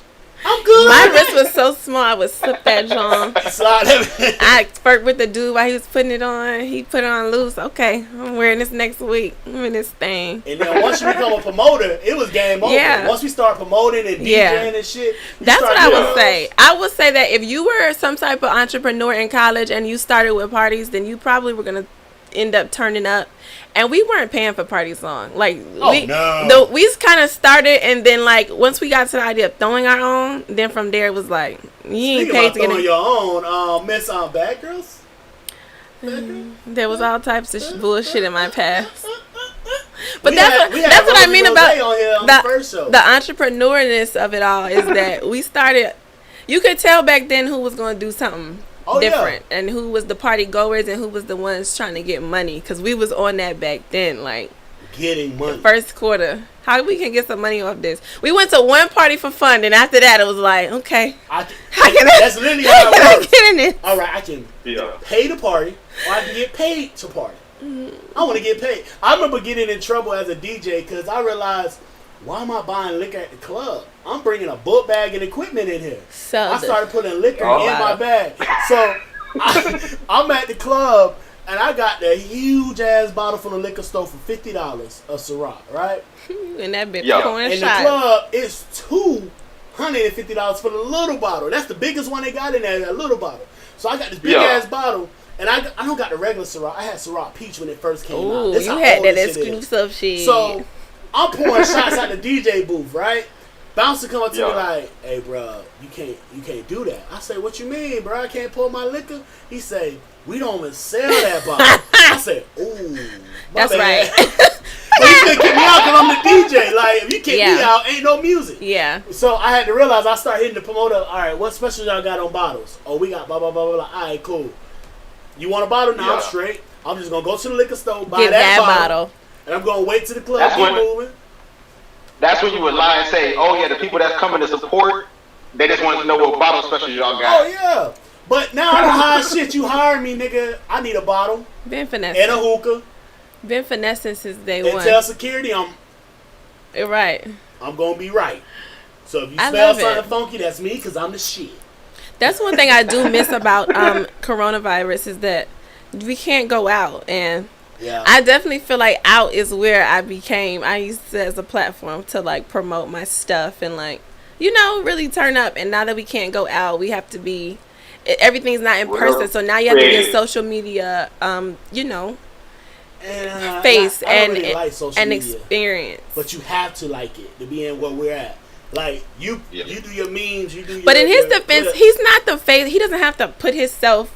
You know, it's so not about him. It's about his content for him. It's not like he has to dress himself up every day and say something funny every day. He doesn't. He can just curate content, and that's the best position. All right. So I think it's in levels. You curate the content. You put it up so you can be in your boxes and the wife beater all day. Me.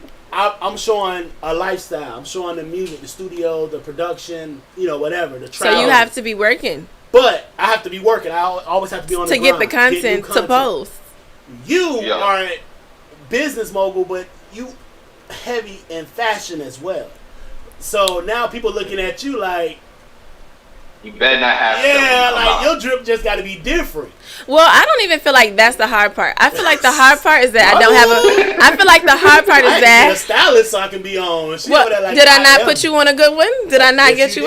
Okay. Shoot you on the drip. I don't feel like the hard part is fashion, because once you get to a certain point in certain stuff that you do, people will accept anything from you because they But you always march to the beat of your own drum. Yeah, that's what I mean. Like, I remember you walking in the club with some BMX pants on. They didn't want to let me in. I told them I'm gonna be a fucking millionaire, and y'all gonna be wishing I was coming here. Onesie bikini shit, and you walked in that bit. I'm looking like, I would wear anything too. I wear a robe to the club. I would wear anything because they won't stop you in Orlando. So, anyways, like I feel like they be like, oh, she's so stylish. Yeah, they love everything. And I mean, you know.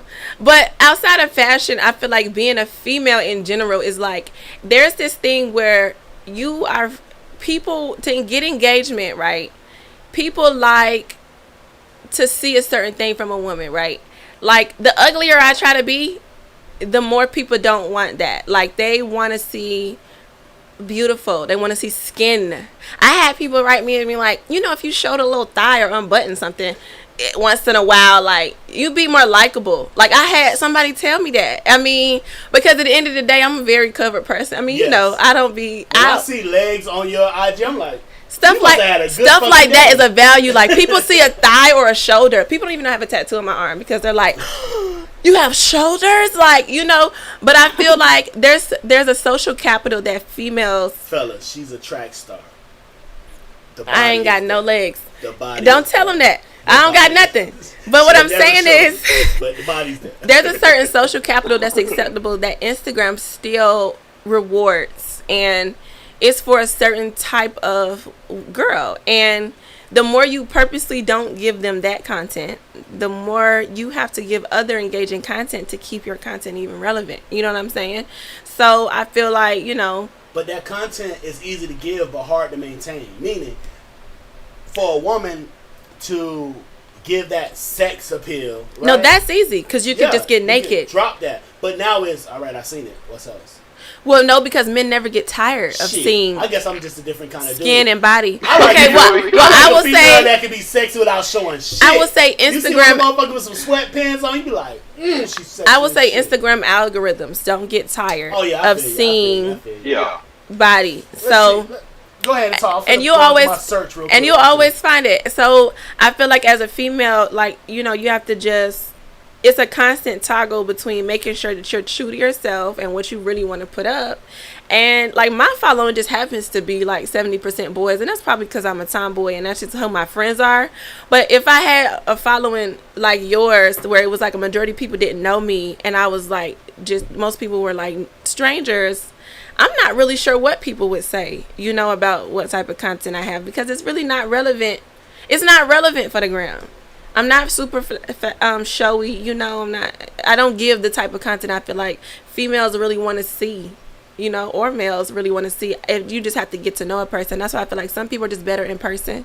Some people are just going to be more valuable in person. And the people that respond to me on social media are responding because they know me in real life, or the idea of me is not, you know, it's more valuable than like what you're looking at. Because I'm never going to give you anything amazing on Instagram. Like, I'm just not showing no thighs. She serve up the world, but she don't serve up lust.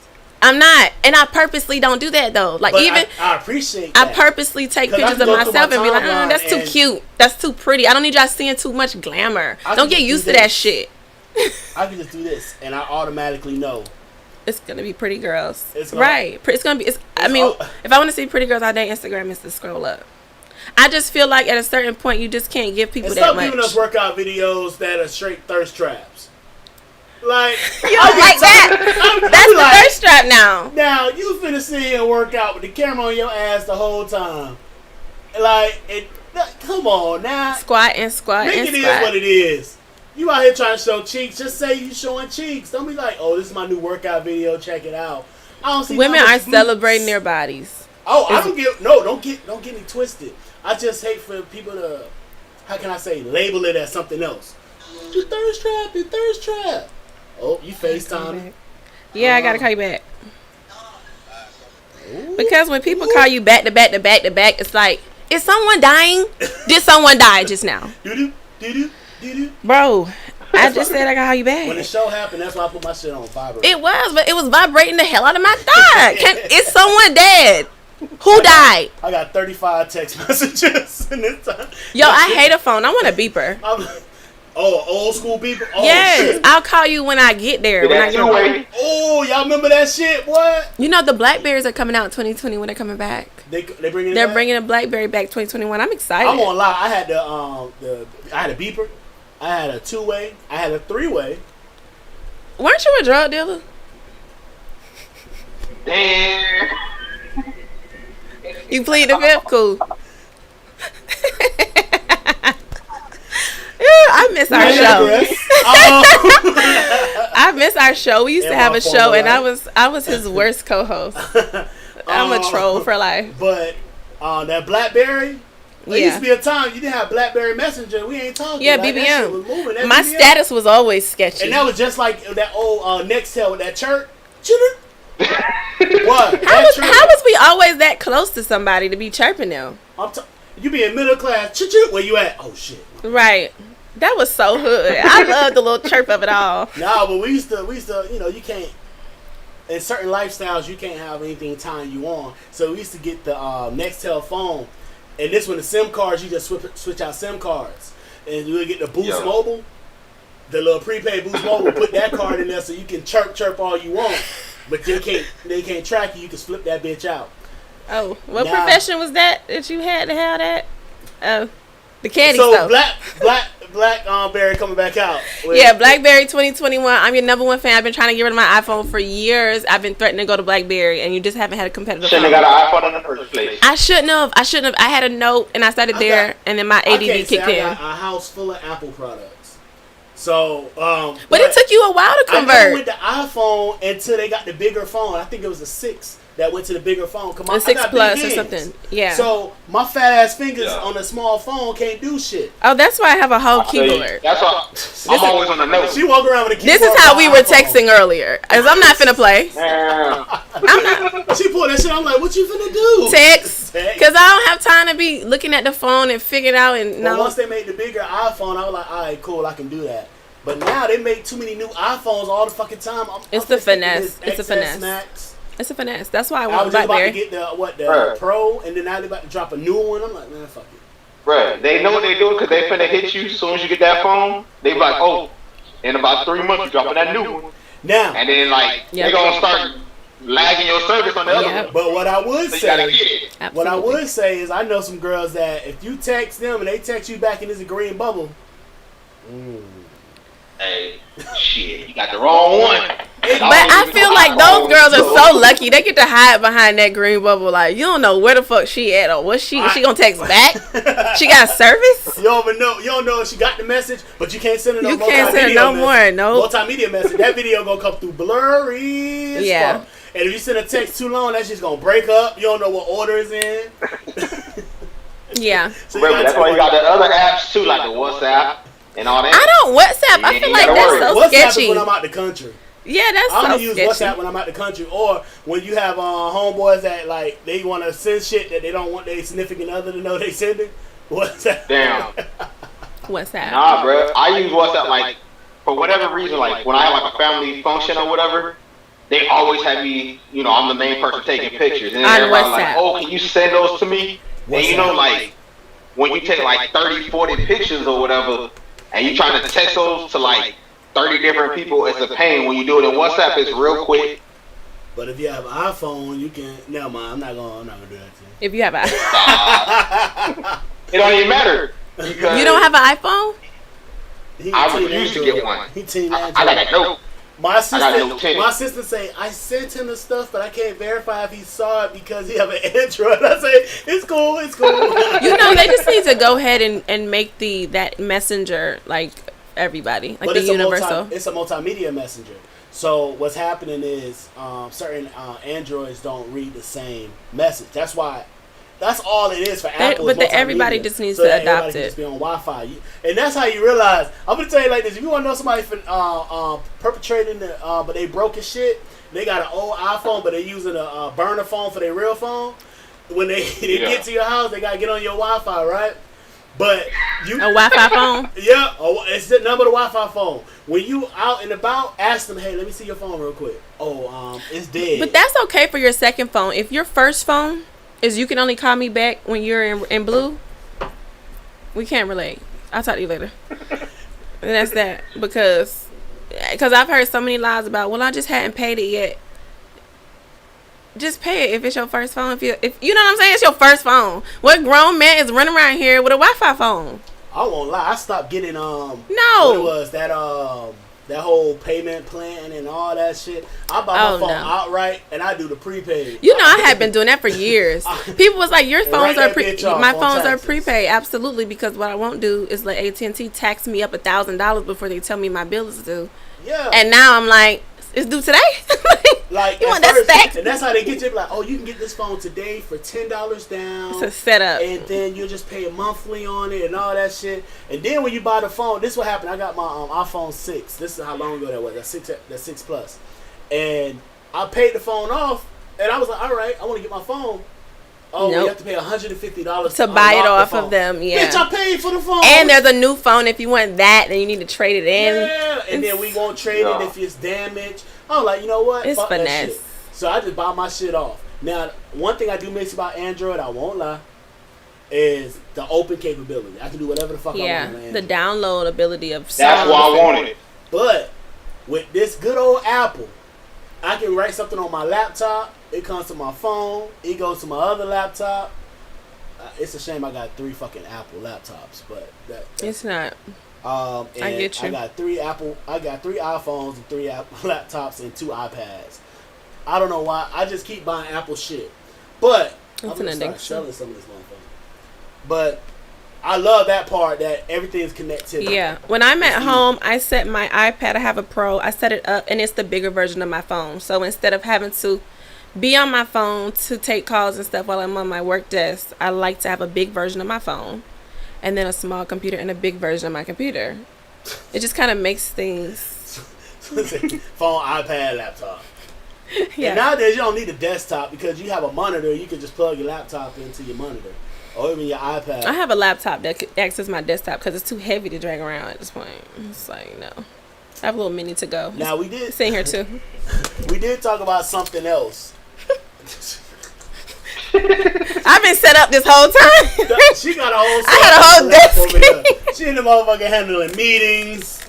She like, yeah, so I'm in here doing all types of shit. Okay, anyway. But we did talk about something earlier that was funny as fuck.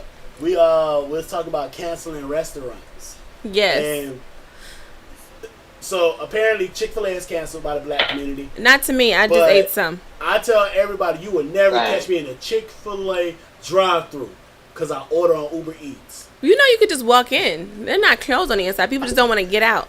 You won't check me. You won't catch me. Well, out here you can't go inside. You can't go in. I mean, you can't go in, but you. I'm sorry. Well, in Florida, you can't go past the door, but you can order at the door Texas and sit right there. Stand full of people at their football game. You can't do that. Only drive-through only. Nah. Oh no. And that's how they do the drive-through. So the line go quick.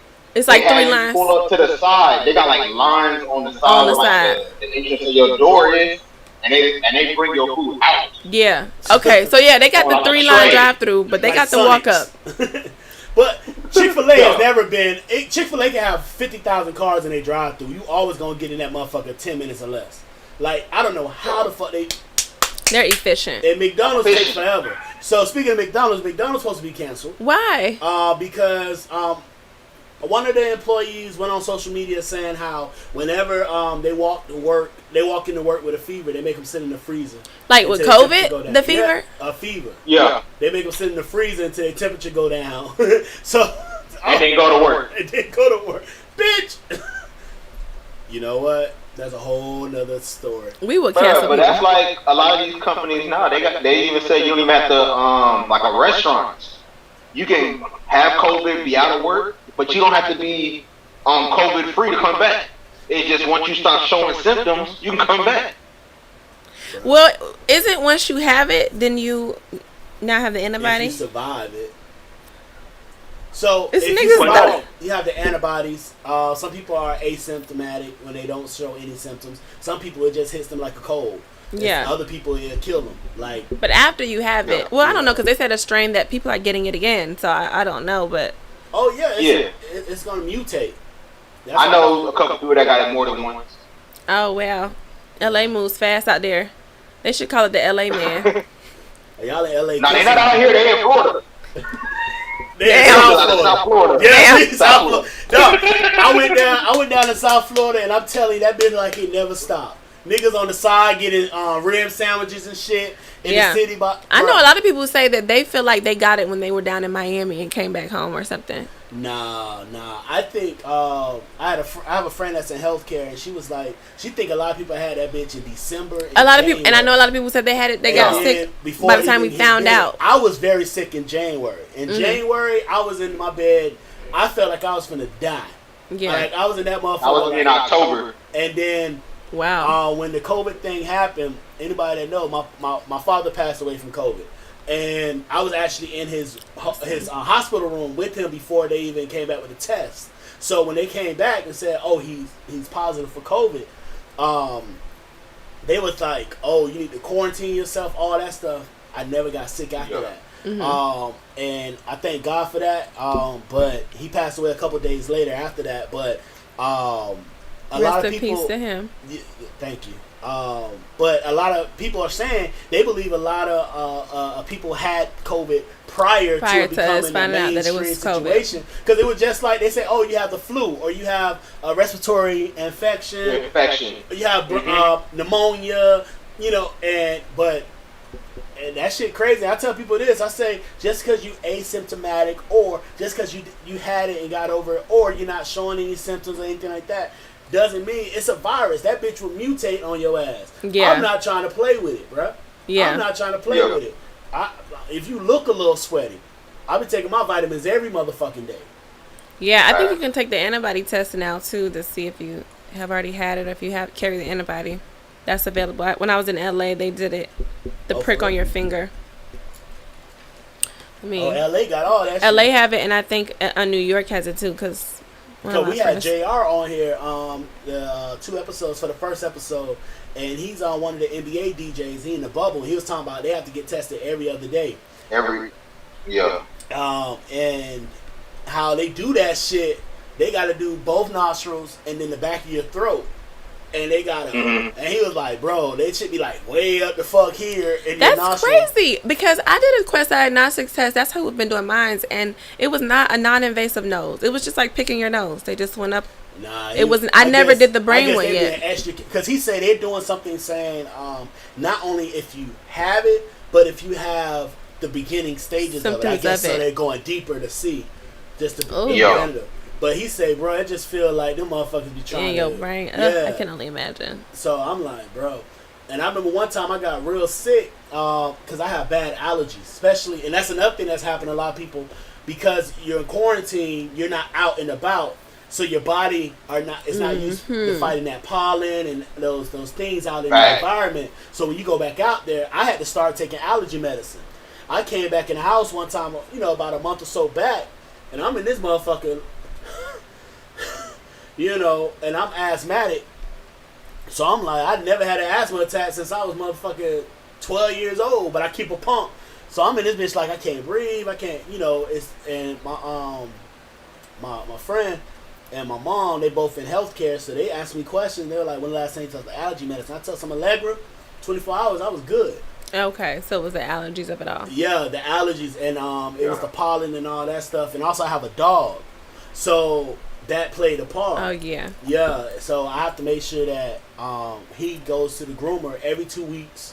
Got to make sure I vacuum all the time, all that. My allergies just skyrocket because for about 5 months I was in the house. I didn't leave because prior to that I had some other ailments that had me on bed rest for 30 days and then another 30 days of recouping, and then Corona hit. So my 2020's been fucked. I haven't seen outside. When I see outside, it's very little. I got to the point that I deliver my groceries to the house, which I love, by the way.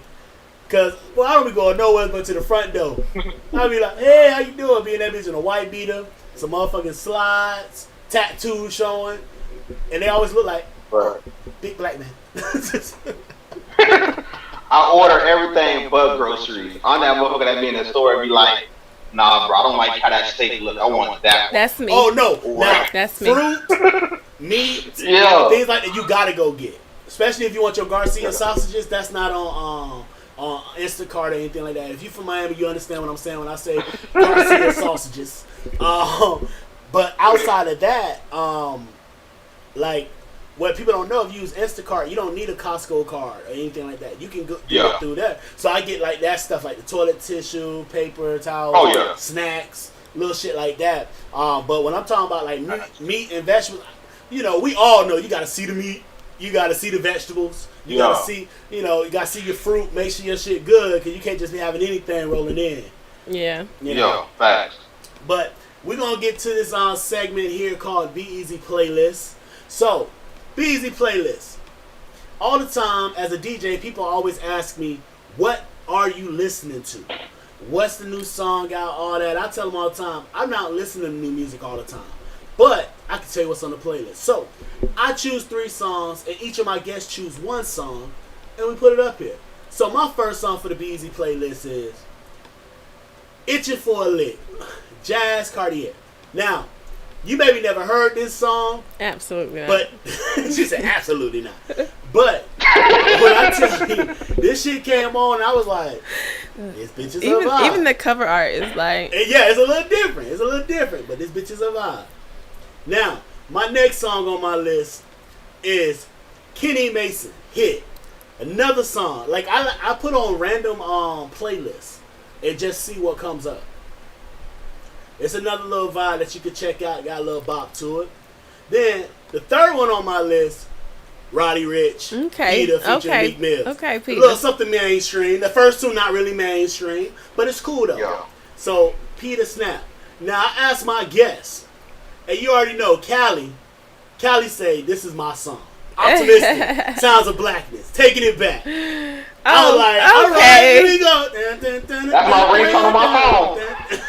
That's your shit. So, you know, gotta keep my shit mentally in the right mind frame. You feel me? I see you with the Black Panther shirt on. Yeah, keep it. And that's not. Hold on, let me go back to you real quick. That's not the Black Panther. The new Black Panther. The fucking the Marvel comic. That's Black Panther Party. Yeah. I love the vintage. I'm fucking with it, and you can tell the vintage art on it. You know, that takes it back. Okay. Well, speaking of keeping your mind right. Now, let's get to my Ash Cash say, speaking of keeping your mind right, I asked Ash Cash, I say, what song you listening to? Straight out of Duval, Ash Cash says, this is what I'm at. My daughter say, Walk 'Em Down, post it. Featuring Roddy Ricch, Walk 'Em Down. I was like, you know what? And it's funny because first Callie sent me his, and Callie was like, oh yeah, I'm like, all right, cool. I fuck with that. I get what you're saying. I say, Ash Cash, what's yours? Because I asked for my guests to give it off the top of their head. She's like, Walk 'Em Down. Post it. When run, we gonna play it. We gonna play the playlist. No, we can't play the playlist. Oh, I thought they was gonna party with us. Okay. YouTube would cut the shit off. Oh, sorry, YouTube. Thought this was effing pregame. No, it's not effing pregame. If you know, you know. Right. If you know, you know. But no, so shout out to everybody listening to some good tracks, good music. But check those songs out if you want to just add something to your playlist, something different. Those are 5 songs you can fuck with. Now we're gonna get to the part of the show where we do last thoughts. This is called Toast to the Haters. Toast to the Haters is where you get to, talk your shit. You can either say thank you, I want y'all to keep your head up on this, that, and that, or you can say, Miss Johnson, you said I wasn't gonna be shit. Look at me now. So, in the course of wow, she got Chick-fil-A right there. What's in that cup though? Whatever Chick-fil-A serving. Chick-fil-A ain't serving that. Ooh-wee. If you're not drinking the tequila with the lemonade, you tripping. You're not at the right Chick-fil-A. They about to close other days other than Sundays playing with her. They about to close every day fucking with her. Tequila. Chick-fil-A is a Christian. You gotta ask for it. If you know, you know. If you know, you know. They say pull around, you know what the fuck going on, okay? Ain't nothing like a Chick-fil-A lemonade though, boy. With the tequila, with the Don Julio. I'm gonna stick to my mixed masters. Boa. Shout them out. Instagram, our sponsor, Mix Master LLC. All right. So, I'm going to let you go first, Callie. The infamous Callie. Go ahead and do your toast to the haters, bruh. Honestly, it ain't really to the haters. Hey. On this, you feel me? I just want our people to get their minds right, go out and vote, realize that the local election shit, everybody's so focused on the presidential. You gotta look at your local, like your senates, your house, all the different propositions. Educate yourself on it, because right now, no matter which president you go with, whether you agree with them or not, you feel me? They not finna just make all the changes where you at. What's gonna affect you daily? You know what I mean? So that's one of the main things. The infamous is a LLC now. There is some stuff coming in the works with it. I have a nonprofit that's in the works under called the Do Well Project, which will be educating young black men on a lot of things that's not taught in school, some things like that, some history, things of that nature. So all that's in the works. Announcements probably come in before the end of the year with regards to it. You feel me?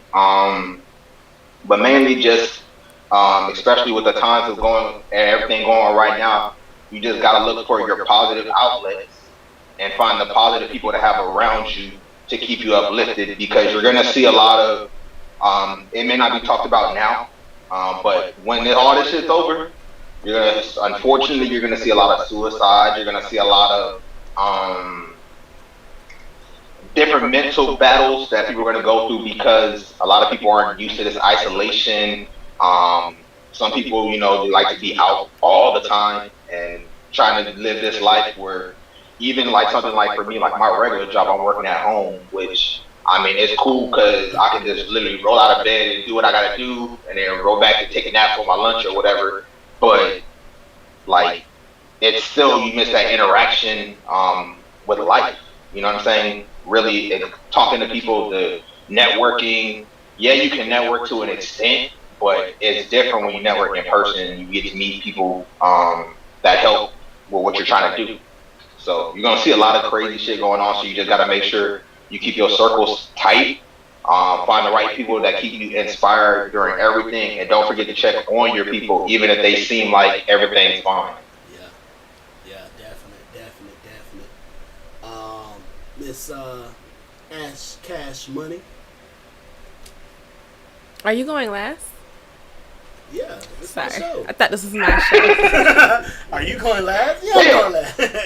The nerve of me. The nerve. I just want to shout out you guys. I wanted to shout you guys out because I think that you guys are both doing amazing things when a lot of people are doing nothing. I mean, and I think that to have this show is such a big step to getting into what you wanted to do again. And I think you did it, you executed it flawlessly. So I'm grateful to be here and to be on your platform. Because we all know it's millions to get me at this point. and Mr. Infamous Callie, I think that, what you were able to do by accident or by purpose was, amazing. And a lot of people go crazy with the clout, They are going crazy with clout right now. It is literally probably a disease that's spreading faster than COVID. So the fact that you have a platform and you're ready to play and you're not losing your mind or using it to go crazy and be, ignorant, I think is so admirable. And I mean, to be this type of people and to be in front of people, I feel like to be a leader right now is a very strong responsibility. So if anybody is in a position where people are following, it's important right now to try your best to just do the right thing, because people are going to need you. Like you said, a lot of suicides. It's going to be a lot of people looking for somebody to follow and some way to guide them. And I think that if you can take that platform seriously right now, if that's you, then that's a gift, and I just commend you. So it's a toast to you and anybody else trying to be in a position of leadership. Truly appreciate it. Definitely. Absolutely. So, before we get out of here, I want to make sure Make sure you follow my boy Adrian at the infamous Cali on IG. He's always gonna have shit to uplift your spirit on there. You gonna laugh. Make sure you comment. And if you're gonna take a picture from his page, make sure you at least like his shit before you do it. I'm gonna be on your shit. Call your ass out. You're like, you gonna post the shit without liking the shit on his page. I'm gonna be on your shit. So make sure y'all follow him. Make sure you follow Ash Cash Money, my partner in crime. Follow her business, Closet Freaks. Get your hoes. Get your hoes during my drop. Make sure you follow Closet Freaks. They have the virtual fashion show tomorrow. ShopClosetFreaks.com. You can't miss this. We're making history, baby. .com. Don't read about it. It's at 7 p.m. tomorrow, Friday. Don't read about it. No CPT. No CPT. And that's 7 p.m. Eastern Standard Time. Since we got Cali on it, we got to make sure that's clear. Because, people in California going to tune in. You log on at 4, it's over. Or at 5. So, I definitely want to thank both of y'all for coming, taking time out your busy schedules. I know with the show tomorrow, you got a lot on your plate. I know, Cali, you out there, especially you 3 hours behind us. So, I know you got a lot. You had to move some stuff around, so I appreciate you taking that time as well. We definitely got to get y'all back on a future show. Yeah, we got to do some work. I'm going to hit you. I'm going to dive in your Dms. When you see me, don't be acting funny. She going to be like, I'm going to show it you, nigga, what's good. But definitely, everybody for tuning in, man, you already know, man. I go by the name LB Easy, a.k.a. the Mayor of Mars. Shout out to all my Hot Box astronauts for tuning in. And this is LB Easy Presents. Catch y'all next time.